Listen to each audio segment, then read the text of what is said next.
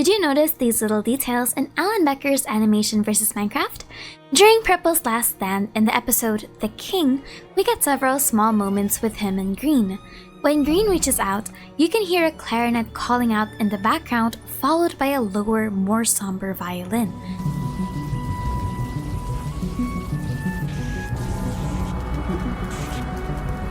These are their voices from the episode Note Block Universe, and it shows how Green is begging Purple not to fight the king, but Purple realizes that he's the last shot they've got. This musical moment is Green's desperate plea versus Purple's resolution that if he's going to die for the greater good, then so be it. I also find it cool that Green is always positioned in the front towards the action whenever Purple's involved. When Purple leaves, he is at the front of the group reaching out to them, but when Purple is whisked away, the positions of the stickman are reversed so that Green is still the closest to Purple. We can catch him grieving for the loss of his friend before having to pull himself together for the team. It's in the little things, you know. Did you notice this detail in Alan Becker's Animation vs. Minecraft series? Blue's got his nether wart addiction, and it almost always bleeds into other parts of his daily life. For example, in the episode Command Block, we see him offering one to Green. In The Chef, he puts it on the pizza and the villager chef is absolutely repulsed. In the Lucky Block episode, Yellow graces him with a nether wart wand, and we see him get completely mystified by the nether wart thrown during the ultimate weapon. We also see him try to sneak it inside a cake during the prank, but Red was quick to catch him on the act and stop him before he could do any real damage. Of course, that didn't stop him at the end of episode 30, where he put literal nether warts in everyone's bowls. Green was absolutely right to smack it out of his hands. Did you notice these details in Animator vs. Animation? We finally get a scene where the color gang shine individually in a fight, with the exception of Yellow, who's stuck in a chair. And I love how each of these highlight an element of their prowess as being stickmen built literally for combat. Even though Red is known as a forward fighter and definitely reckless a lot of times, here he shows his more creative and resourceful side that mirrors well with how he uses his animals in Minecraft to adjust depending on the situation. He's actually the stickman that doesn't land any blows on his enemies and primarily focuses on blocking, dodging, or running away. Green takes on a defensive maneuvering style, prioritizing maintaining distance with his enemy and only making contact when needed. He doesn't engage if he can help it and uses his opponent's strength as his asset. We see multiple times that he uses the cave stick's momentum against it when he kicks it down, which kind of reminds me of Neo from Ruby. Blue's fighting style is honestly unhinged, has always been the best way to describe it. In Minecraft, he usually uses his bow like a shotgun, closing distance between his enemy as much as possible. And in here, we see something very similar. He has always been the one with the most dynamic fighting style. So compared to the other two, he actually tries to get as near to Hazard as possible, and they share the most blows compared to Green and Red. Blue's definitely one of the characters that will bite off a leg if he's cornered, as we've seen multiple times in Minecraft. Blue might be a pacifist, but he's a pacifist by choice. I also like how each of the defeats are a reference to something. Cave Stick is a literal cave drawing, Hazard is a two-dimensional character so he was literally drowning in that pool, and stickmen aren't good against doors. Who knew? And a lot of people say that the color gang have plot armor, but it's not like they killed their opponents. Do you know who the most underrated characters are in Alan Becker's universe?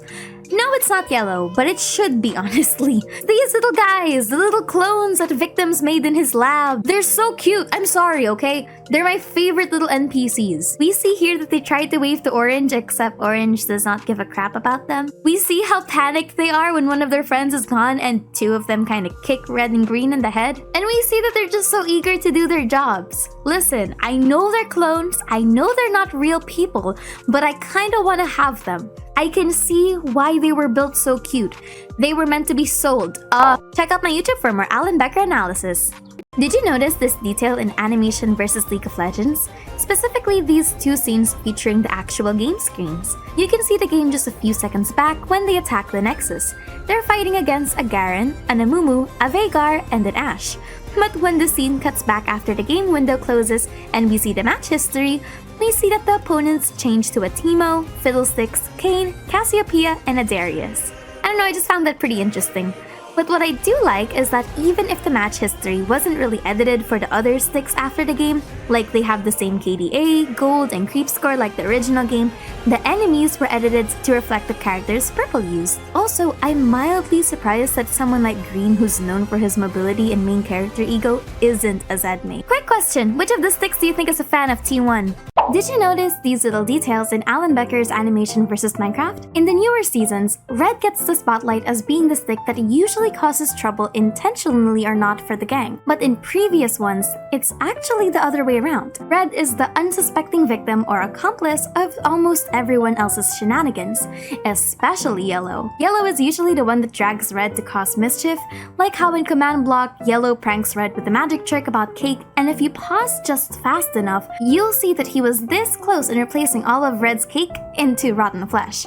Or in Texture Pack, where Yellow invites him to mess around with the textures and even help him prank the other sticks. Or in Skyblock, where Yellow was the one that insinuated that they go into the nether portal that almost got them killed. Or in Lucky Blocks, where Yellow accidentally causes a zombie apocalypse takeover and Red's the one that has the 1v4. Or in Roller Coaster, where he may have accidentally killed him.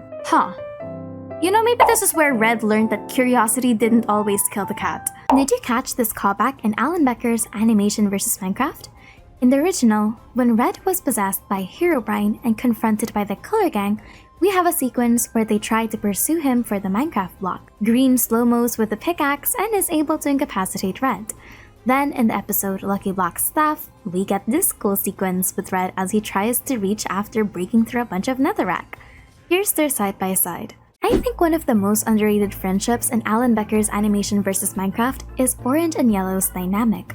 Both colors represent creativity and innovation, but they bounce off of each other's dynamic in a really funny way. Yellow is usually the one that gets himself into trouble or starts instigating plans that Orange is reluctant to or is a victim of. This is further amplified if he's with the rest of the Color Gang. But Orange and Yellow are also both very competitive sticks who can get in each other's way either intentionally or accidentally. But I also love how, in their own way, Yellow is closest to Orange, second only to Green. Orange and Yellow were together in PvP, Yellow, Orange, and Green were the most competitive in the parkour. Orange usually helps him fix the rest of his messes, and Yellow even convinces Orange to turn the build battle on taking on a robot, something that should be an easy win for him. I also like that Yellow doesn't help him whatsoever row in the boat in The Chef.